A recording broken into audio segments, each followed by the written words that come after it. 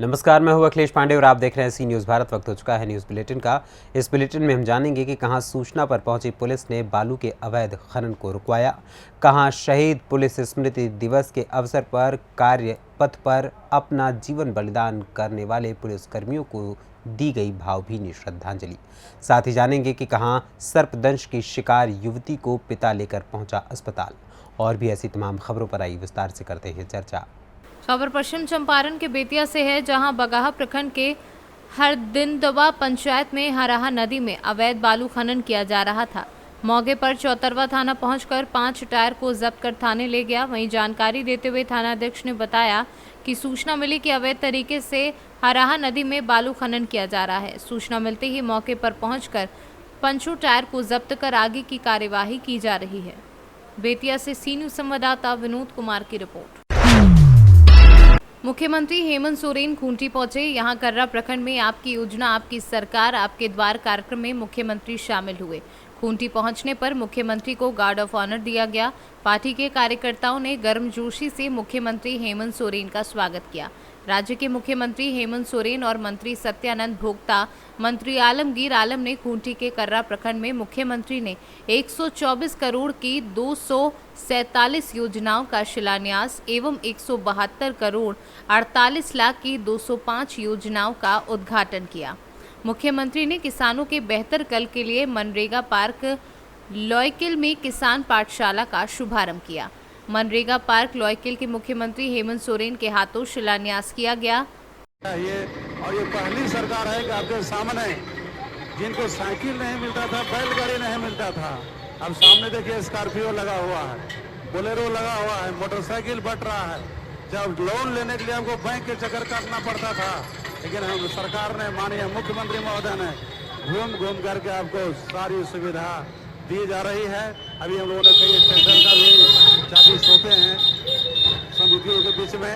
और सरकार का लक्ष्य है कि जो हमारे गरीब, खासकर श्रमिक जो यहाँ से दूसरे प्रदेशों में काम करने जाते हैं, जो कोविड-19 का प्रकोप जब आया 2020 और 21 में, तो खूंटी जिला से भी लगभग 12,000 मजदूर दूसरे प्रदेशों में काम करने गए थे। अफरा तफरी का माहौल था उस समय। ये भी जनगणना तक हम आखिर लॉकडाउन लगा, हाट बाजार बंद है, ट्रेन बंद है, प्लेन बंद है, तो हम घर कैसे पहुंचेंगे। लेकिन हम माननीय मुख्यमंत्री जी को धन्यवाद देते हैं। इन्होंने सभी लोग डरा, लेकिन माननीय मुख्यमंत्री नहीं डरे और पूरा हिम्मती साहसी के साथ पूरा घूमते रहे। कहा कि जब हमारे 8 लाख मजदूर झारखंड से दूसरे प्रदेश में काम करने गए हैं, तो उनको हम खाने की व्यवस्था, रहने की व्यवस्था, हम उनको वहीं व्यवस्था करेंगे। माननीय मुख्यमंत्री ने वहीं खाइए और जब समान स्थिति हो जाएगा तब वो घर भी लाया जाएगा।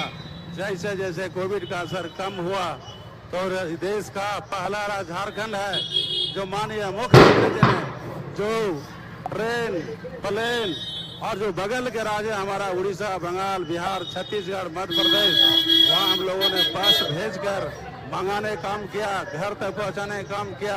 अब कोविड काल में जो आवश्यकता थी, जो खाने पीने की सामग्री, उसको हम लोग घर घर में पूरा ग्रामीण क्षेत्र के लोग यहाँ इस पंडाल में आए।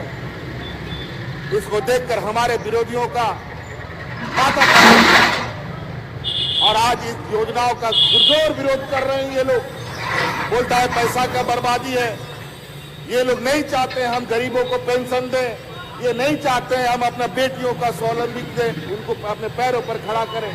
ये नहीं चाहते हैं कि हम यहाँ के गरीबों को अनाज उपलब्ध कराएं। इन लोगों ने तो पिछले बार 12-13 लाख राशन कार्ड से लोगों का नाम बदला दिया।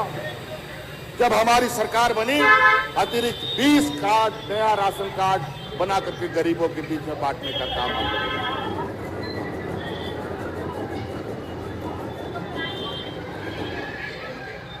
और बड़ा अजीब हो गया है आज के दिन में, जब हम गरीबों को अतिरिक्त अपने राज्य अपने खर्चे से राशन देने का निर्णय ले रही है और कार्ड बना के दिया, तो एफसीआई भारत सरकार से हमें समय पर आवंटन नहीं मिलता। कभी 1 महीना, कहीं 2 महीना आगे पीछे कर देता है। पैसा देने के बावजूद भी हमें अनाज नहीं देता, ताकि योजनाओं के माध्यम से ये सरकार को ये बदनाम कर सके। क्यों इन लोगों ने इतने 20 सालों में अतिरिक्त राशन बना ना करके राशन से लोगों का नाम काट दिया? क्यों सर्जन पेंशन नहीं दिया लोगों को? क्या गरीबी के बारे में यहाँ के लोगों को नहीं मालूम था? यहाँ के नेताओं को, यहाँ के हमारे विरोधियों को नहीं मालूम था? सिर्फ हिंदू, मुस्लिम, सिख, ईसाई करा करके एक दूसरे को लड़वाओ। चतरा से कैमरा पर्सन साजिद के साथ लकी की report. ADG zone Prayagraj Prem Prakash एवं एसएसपी प्रयागराज द्वारा शहीद पुलिस स्मृति दिवस के अवसर पर कर्तव्य पथ पर अपना जीवन बलिदान कर देने वाले पुलिस कर्मियों को भावभीनी श्रद्धांजलि अर्पित करते हुए शोक सलामी दी गई। इस अवसर पर अन्य अधिकारी कर्मचारी गण मौजूद रहे। जी सर, आज पुलिस स्मृति दिवस से किस तरीके से याद किया गया, क्या आपको? आज पुलिस स्मृति दिवस वर्ष 2022 के अवसर पर हमने यहाँ अपने वीर शहीदों को श्रद्धांजलि अर्पित की, जिसमें उत्तर प्रदेश पुलिस के 7 पुलिसकर्मी वीर गति को प्राप्त हुए थे और संपूर्ण भारतवर्ष में 264 पुलिसकर्मी अपनी शहादत दिए हैं। इन सभी को आज यहाँ श्रद्धा सुमन अर्पित किए गए। हमारे पीएसी में यहाँ फॉलोवर उनको भी शहीद का दर्जा दिया गया और इसमें करंट लगने से उनकी मृत्यु हो गई थी, उनको भी आज हमने यहाँ पर याद किया। यहाँ जो परेड, शोक परेड का आयोजन किया गया, जिसमें कमांडेंट प्रताप गोपेन जी ने यहाँ पूरे परेड की तैयारी की थी और इसमें हमारे पुलिस की सभी यूनिट्स जो प्रयागराज में हैं उनके अधिकारी व कर्मचारी यहाँ पर एकत्र हुए थे। आज सभी को हमने श्रद्धांजलि दी है, क्योंकि जो सर्वोच्च बलिदान पुलिसकर्मी दे सकता है उसके लिए हम नमन करते हुए अपनी एक परेड आयोजित करते हैं, जिसमें लास्ट पोस्ट यहाँ बजाया गया और सभी को यहाँ 2 मिनट का शौक और हमने उसमें मौन धारण करके उसके बाद श्रद्धांजलि अर्पित की है। जो एक पुलिसकर्मी हमारे अभी वीर गति को प्राप्त हुए हैं, उनके परिजन यहाँ पर आए थे, उनको भी एसएसपी प्रयागराज के द्वारा उनको सम्मानित किया गया है और उन्होंने एक समस्या बताई थी। प्रयागराज से सी न्यूज़ संवाददाता अनिल कुमार मौर्य की रिपोर्ट। खबर मध्य प्रदेश के रीवा जिले के टीआरएस महाविद्यालय से है, जहां पर महाविद्यालय में लंबे समय से व्याप्त समस्याओं का एनएसयूआई प्रदेश सचिव अभिषेक तिवारी के नेतृत्व में छात्र छात्राओं की 7 सूत्री मांगों को लेकर टीआरएस कॉलेज प्राचार्य को ज्ञापन सौंपा गया। अभिषेक तिवारी ने ज्ञापन सौंपते हुए कहा कि संभाग के सबसे बड़े महाविद्यालय जो उत्कृष्ट व स्वशासी महाविद्यालय हैं, वहां छात्र छात्राएं लंबे समय से ऐसी बहुत सारी समस्याओं को लेकर परेशान हैं, लेकिन महाविद्यालय प्रबंधन लगातार लचर व्यवस्था की ओर अग्रसर है, जिसको दुरुस्त करते हुए हमारी इन मांगों पर अतिशीघ्र कार्यवाही कर ठीक करें। रीवा से सी न्यूज़ संवाददाता अर्जुन तिवारी की रिपोर्ट। चिनारी थाना के ममरेजपुर गांव में सर्पदंश की शिकार हुई एक युवती को उसके पिता ने न केवल उसे अस्पताल लेकर पहुंचे, बल्कि उस विषैले सर्प को भी अपने साथ लेकर आए। इस नज़ारे को देखने के लिए सदर अस्पताल के ट्रामा सेंटर के पास लोगों की भीड़ लगी रही। लोग ये जानने में उत्सुकता दिखा रहे हैं कि आखिर युवती के पिता विषैले जंतु को कैसे पकड़ पाए और सर्पदंश के बारे में उन्हें किस तरह से पता चला। युवती के पिता ने क्या कुछ बताया, आइए आपको सुनवाते हैं। कराई तो था, क्या हुआ है? काट दिया है। किसको? लड़के को हमारा। कब? 11 बजे रात को। कहाँ के रहने वाले हैं? ममरेजपुर के। किस थाना में पड़ता है? चिनारी थाना में। आपका नाम? अशोक बैठा। क्या लगेंगे लड़की को? पापा लगेंगे। कहाँ लाए हैं? हॉस्पिटल में सासाराम में।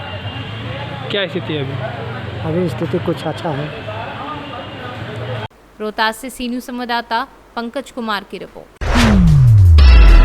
एक्शन एंड एसोसिएशन इंडिया द्वारा जनपद बहराइच में तहसील महसी के अंतर्गत बाढ़ से प्रभावित 110 परिवारों को सूखा राशन व एनएफआई किट का वितरण किया गया। एक्शन एंड जनपद में पिछले कई सालों से अलग अलग मुद्दों को लेकर कार्य कर रही है, जिसमें आउट ऑफ स्कूल बच्चों के चिन्हांकन, नामांकन, उपस्थिति व ठहराव के साथ बाल श्रम, बाल विवाह, बाल तस्करी जैसे मुद्दों पर कार्य करने के साथ साथ प्राकृतिक आपदाओं के समय में एक्शन एड प्रशासन के साथ मिलकर प्रभावित लोगों परिवारों की मदद के लिए सदैव तत्पर होता है। कोविड-19 महामारी के दौरान एक्शन एड के ऑक्सीजन प्लांट, ऑक्सीजन कंसंट्रेटर एवं दिव्यांग, लाचार, मजदूर, विधवा व ऐसे परिवारों को चिन्हित कर घर पर सूखा राशन किट व सैनिटरी पैड का वितरण करवाया। साथ ही स्वास्थ्य विभाग के साथ मिलकर जिला अस्पताल में ऑक्सीजन प्लांट तथा सामुदायिक स्वास्थ्य केंद्रों पर ऑक्सीजन कंसंट्रेटर पर फिर भी जब बाढ़ की समस्या आई तो एक्शन एड ने जनपद के प्रभावित क्षेत्रों के प्रभावित परिवारों को चिन्हित कर सूखा राशन व NFI किट का वितरण कर रही है। मेरा नाम अबरार खान है, ग्राम पंचायत सोवतिया का रहने वाला हूँ और मैं यहाँ पे आज प्रधान प्रतिनिधि के तौर पे कार्य किया हूँ। और एक्शन एड संस्था जो है इसने आज जो हमारे ग्राम पंचायत में बाढ़ राहत सामग्री बांटने का कार्य किया, इससे मैं बहुत संपन्न हूँ और बहुत एक्शन एड संस्था कंपनी का बहुत आभारी हूँ और मैं धन्यवाद कहना चाहता हूँ कंपनी को। बहराइच से सी न्यूज़ संवाददाता अवांकित श्रीवास्तव की रिपोर्ट। भड़काऊ भाषण के मामले में समाजवादी पार्टी के वरिष्ठ नेता आजम खान पर फैसले की तलवार लटक रही है। अदालत में सुनवाई पूरी होने और वकीलों की बहस हो जाने के बाद अब 27 अक्टूबर को अंतिम निर्णय के लिए रामपुर के MP MLA कोर्ट ने तारीख तय की है। ये मामला 2019 का है, जब कथित रूप से आजम खान ने रामपुर में एक चुनावी भाषण के दौरान आपत्तिजनक और भड़काऊ टिप्पणियां की थी, जिस पर रामपुर के मिलक थाना में FIR दर्ज की गई थी और अदालत में इसकी सुनवाई चल रही थी। ये हमने कल जो थे अपनी पूरी बहस कर दी थी कि ये जितने भी भाषण हैं ये हमारे भाषण नहीं है, ये फर्जी तरीके से बनाए गए हैं और फर्जी तरीके से अदालत में जो भाषण था वो साबित भी नहीं है अदालत के अंदर। और जो प्रोसिक्यूशन है, अभियोजन पक्ष है, वो अपना केस अदालत में साबित नहीं कर पाया है और हमारा केस पूरा छूटने का है। और आज अभियोजन ने हमने जो कल बहस करी थी उसका आज जवाब दिया था, उनके जवाब में भी जो हमने जो पॉइंट उठाए थे वो उसका स्पष्ट जवाब नहीं दे पाए। तो ये केस जो है कहीं से कहीं तक अभियोजन अपना साबित नहीं कर पाया। तो कब मामला दर्ज हुआ था और क्या पूरा मामला था? ये 7/9/2019 में ये FIR जो थी अभियोजन के अनुसार दर्ज हुई थी कि इन्होंने एक जगह स्पीच दी थी और इस स्पीच के संबंध में उन्होंने ये मुकदमा दर्ज किया था। हमारा ये कहना है ऐसी हेट स्पीच हमने कोई दी नहीं है और ये पूरा हमारे खिलाफ राजनीतिक द्वेष के कारण मुकदमा फर्जी तैयार किया गया। अब इसमें अंतिम बहस आज क्या हुई और क्या जजमेंट की डेट कौन सी लगाई गई? आज कल हमने अपनी बहस करी थी, उस बहस में आज अभियोजन ने अपना जवाब दिया था और अभी मालूम पड़ा है कि 27 तारीख आदेश के लिए लगा दी गई है। 27 अक्टूबर अंतिम निर्णय आएगा, फैसला आएगा। जी, ये मेरे साथी हैं, बकाया इन्होंने अपना पक्ष रखा था अदालत में। रामपुर से सी न्यूज़ संवाददाता साजिद खान की रिपोर्ट। फिलहाल के लिए इस न्यूज़ बुलेटिन में इतना ही। देश दुनिया की तमाम खबरों के लिए देखते रहें सी न्यूज़ भारत, और खबर आपके साथ, आपके हाथ।